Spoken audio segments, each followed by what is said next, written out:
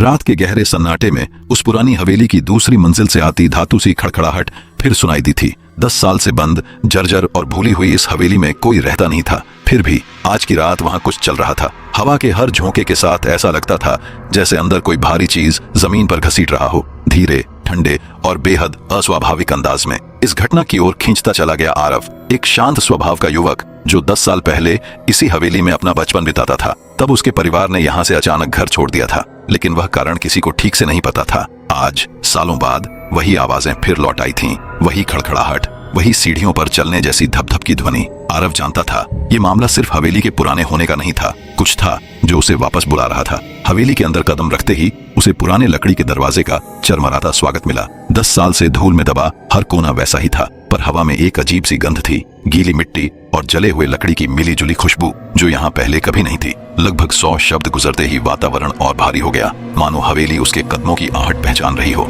सीढ़ियों के पास पहुंचते ही आरव रुक गया। ऊपर अंधेरे में वही खड़खड़ाहट फिर गूंजी, पर इस बार वह आवाज किसी कमरे से नहीं बल्कि सीधे उसकी ओर बढ़ती प्रतीत हो रही थी। डर उसके सीने से चिपकने लगा, फिर भी उसके पैरों ने पीछे हटने से इनकार कर दिया। 10 साल पहले आखिरी रात उसे याद आने लगी, वो रात जब उसकी छोटी बहन अनाया अचानक हवेली की ऊपरी मंजिल में गायब हो गई थी। परिवार ने खोजा, पुलिस आई, लेकिन अनाया कभी नहीं मिली। इसी घटना के बाद हवेली हमेशा के लिए छोड़ दी गई थी। अब अंधेरे में ऊपर से आती हर आवाज का स्वर, हर थरथराहट अनाया जैसा ही लग रहा था। एक और 100 शब्द बीतते ही आरव का दिल तेजी से धड़कने लगा। ऐसा लगा जैसे ऊपर कोई हल्का सा कदम रख रहा हो, बहुत धीमे, बहुत सावधानी से, जैसे कोई उसे पहचानता हो। दूसरी मंजिल पर पहुंचकर उसने देखा कि गलियारे के अंतिम कमरे का दरवाजा आधा खुला था। एक हल्की नीली चमक भीतर से झिलमिला रही थी। कमरे में दाखिल होते ही वह ठिठक गया। फर्श पर धूल की मोटी परत थी, लेकिन उसके बीचों बीच छोटे छोटे पैरों के निशान उकेरे हुए थे, वही आकार जो अनाया के पैरों के थे। ठीक उसी क्षण कमरे के कोने में रखी टूटी हुई गुड़िया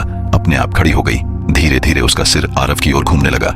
उसकी कांच जैसी आंखें नीली रोशनी में अजीब सी चमक रही थीं। हवेली की दीवारें अचानक तेजी से चरमराईं, जैसे कोई अदृश्य शक्ति वहां से गुजर रही हो। आरव के कानों में एक बेहद हल्की बच्चों जैसी हंसी गूंजी, पर उसमें जीवन नहीं था, सिर्फ एक ठंडी खाली प्रतिध्वनि। 10 सालों बाद हवेली ने उसे फिर वही सच्चाई याद दिला दी थी। अनाया कभी हवेली से गई ही नहीं थी।